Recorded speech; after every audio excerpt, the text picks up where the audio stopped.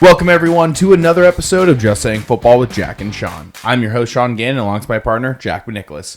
We're here to bring you news, notes, weekly updates, and game analysis of your favorite teams from around the league. If you don't have the chance, go check out our website, justsayingfootball.com. Follow us on Instagram at justsaying, no GWJS for article and video updates.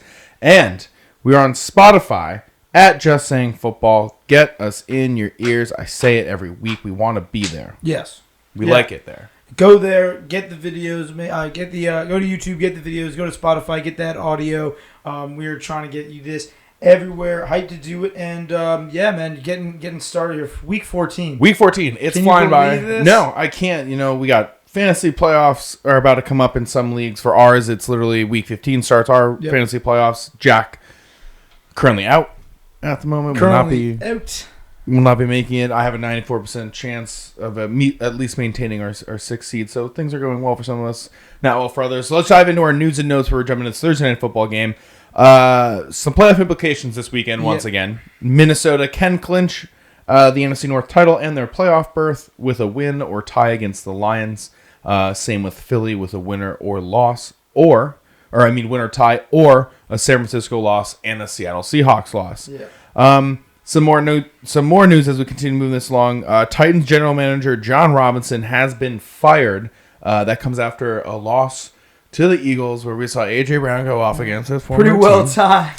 Very well timed by the Titans. He finished 66-43 with 4 playoff appearances during his 7 years. Now, some great news for the 49ers here. Yeah. Jimmy G, not out for the season.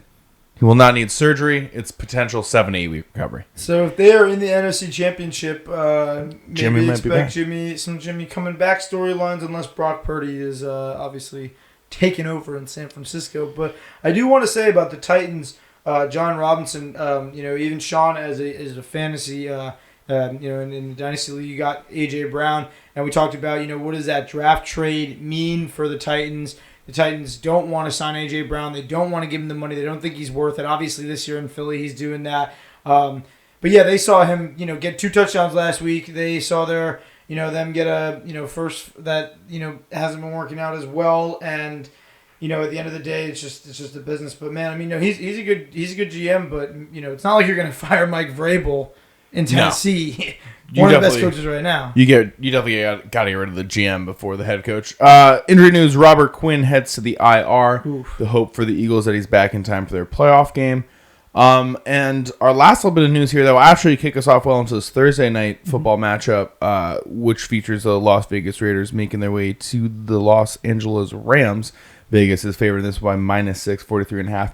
Is that the Rams just signed Baker Mayfield? He was claimed after he was cut by the Carolina Panthers. Now, I think it's because they want to hurt San Francisco's chances of getting into the playoffs and as a potential upgrade over Brock Purdy, and obviously just Kyle Shanahan. Now, your point. Yeah, I was going to say, you have a good point that the NFC West, definitely there's some saltiness there. But for me, I really think it's about Matthew Stafford coming to the end here. He has been, he's had a long career, and he just had a lot of success last season. But he dealt with some injuries the last 3 or 4 years, and he got in his Super Bowl. I think that it's just there's a big chance that he comes back. But a move like this, it makes me feel like the front office went to Baker and said, "It's time, for us. We kind of expect to see what's going to happen with Matthew this year."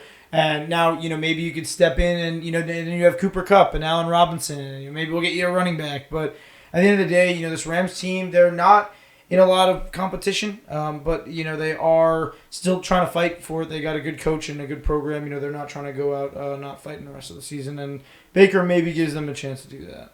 Maybe. You never know. Hopefully Stafford's able to stick around and not leave us yet. But this Rams team is facing a Raiders team that's playing pretty well. They started the season 2-7.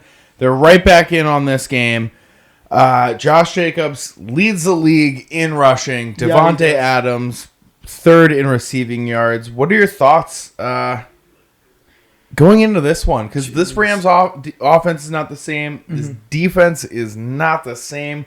only putting up 284 yards a game offensively, the Rams right now. It's just not what they were last season. Yeah, second worst in the NFL in terms of yardage for, obviously, we don't have to ask if they're missing Kevin O'Connell now coaching the Vikings because, last year they were a 30-point-a-game team. And the real thing, like Sean's saying, with the Raiders, they got Jacobs and Adams coming in. They're obviously leaning on those guys. It really doesn't seem like, guys like Matt Collins or Foster Moreau are really getting involved with the Raiders. But this is a good matchup for their defense going against this offense. Bryce Perkins has not, been playing too good. And, as well on the defense, you got Crosby playing great. And, Chandler Jones, half a sack going into last week.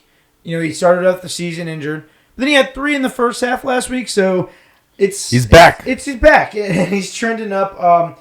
Adams right now tied with Kelsey for the most touchdowns. Who do you think has more at the end of the season, you think? Kelsey or Adams? Yeah. Ooh, just throwing that out there. That's a tough one.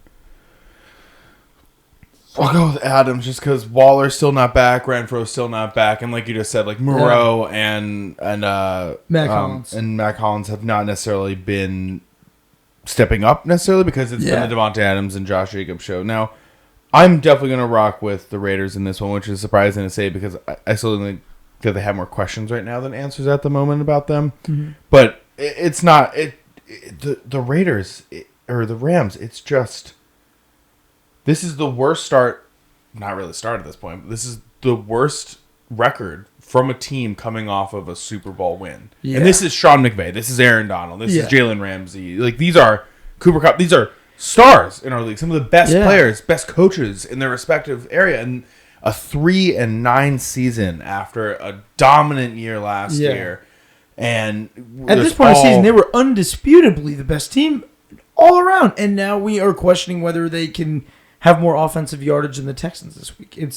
The Raiders, not Texans. Well, no, I was saying the Texans are the worst yardage. Oh, yeah, the only team that they've been better than on offense the entire year. That's how shocking it is. I mean, Baker may not start this week, but he's going to have to start next Sunday. The way this offense has been playing, they're going to need some sort of a change. I don't think either of the backups right now have really been proving themselves. And Derek Carr, this is a passionate quarterback going on the road right now. And I think that they get the job done. I don't think it's too pretty. The way the Raiders are playing, I'm shocked that this is a 6-point spread right now.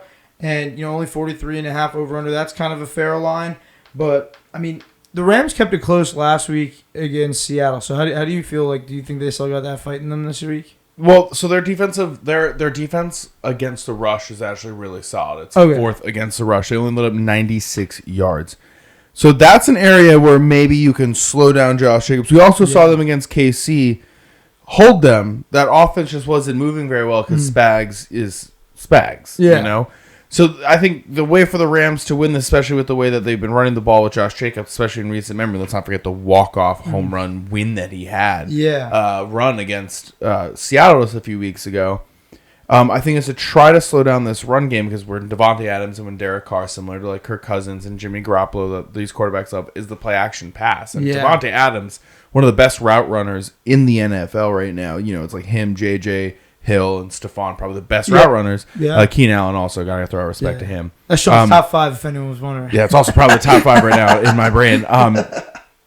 It's through the run game and to try to slow them down. But this offense right now with the Rams, I think I say that every single week, but it's not. We've been saying this even when they were healthy. It sounds so crazy. I know, it's just not what anyone wants or expects, and I think that Chandler Jones is going to have some fun. Like, I think that Chandler Jones and Max Crosby this game over 4 sacks. Like, I think they're going to have a field day. Yeah, and I think that there's a lot of, it's both of these teams are bottom 20s, even the Raiders third worst right now when it comes to passing yardage, so a little more favorable of a matchup for, a guy like Bryce Perkins who's in his third, fourth start right now, but man, the Rams, they're 2-5 at home, and I bet you they're 2-6. So I'm going with the Raiders. Agreed. Me and Sean hit the under for the fight here. Yeah, it's hit the under. It's 43.5. Yeah, I'd hit that under. Yeah, I like a 24 to 17 at best, and that's 17 for the Rams. That's a garbage time touchdown. Yeah, you know what I mean. Like maybe Baker comes in to relieve Perkins for 3 drives and gets one little garbage time touchdown in there. Yeah, but I see a pretty dominant win by the Raiders, not necessarily blowing up the scoreboard or anything. Yeah, but it's just a short week. Just controlling the game. Agreed. It's a short week, 24-17-ish. Yeah. I think it's but 17. I don't think the Rams score more than 17. And again, that's 17 hitting a garbage time touchdown. And that's that's the one that you teeter on. You're hoping to miss a field goal at the end of the 43.5. But it's good. I think that I like the under in that. Both the teams, they are right now just kind of fighting for their lives. The Raiders, though, I want you to talk about what you talked about off camera with the AFC West. What's going on right now? If the Raiders win this game and the Chargers lose their Sunday Night Football matchup, I believe, Sunday Night Football, it will bring them both to 6-7. Now they have a split series on the season. Raiders won the first, Chargers won the second. So it's going to come down to points for if this maintains. But the Chargers have been on the bubble all season, right?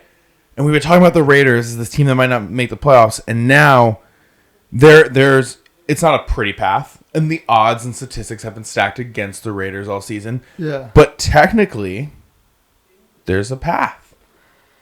Crazy to say. It's one of those crazy things. To say. Like we were talking about the fantasy playoffs, you got a couple of percentage to get in. You're like, you're saying there's a chance, and it's like when you hit 0-3, they did make the playoffs last year, and like people kind of forget that like they went toe to toe with the Bengals, who eventually went to the Super Bowl. Like we kind of were. That's what we were so high on them, and then we had to fade away from them because they kept disappointing us. And not that we're necessarily getting back on them, but there's a route here for them. But my man's got a point here. And I love it because it makes football late in the season like this so much fun. Yeah. But I hate it because it was so bad for so long. And this is what we had been expecting all season. I know. And the funny part is they don't have Waller or Renfro. And this is when they've been at their best. When their stars are out, the Raiders seem to be at their best. So interesting to see what happens when they get back in the fold. And how does Derek Carr react now that he has to give the ball to Waller, has to give the ball to Renfro a little bit more? And how will Josh Jacobs react to that as well? No, I agree. But when you get these two guys going with Adams and Jacobs, they have to find a way for Waller to complementarily be around them. Like I think last year they really needed to feed Waller. This year he should just be like a red zone enemy to this defenses that are coming up. But they are definitely missing him a little bit, I think. Just a smidge, especially in the run game too. Well, I was gonna say maybe not, because Josh Jacobs doesn't really care. He's in the league in rushing. Yeah, exactly. Wins are wins. But that's all the time that we have, everyone. Thank you for tuning in. Thank you for listening. Yeah, thank you guys for checking this out. Thursday Night Football, Week 14. Crazy that it's already Week 14. Go check us out. YouTube, Just Saying Football. JustSayingFootball.com for all our videos. Just Saying Football on Spotify. Go get us in your ears. And Just Saying No GWJS on Instagram for all your video article updates. Thank you guys for checking us out. Enjoy.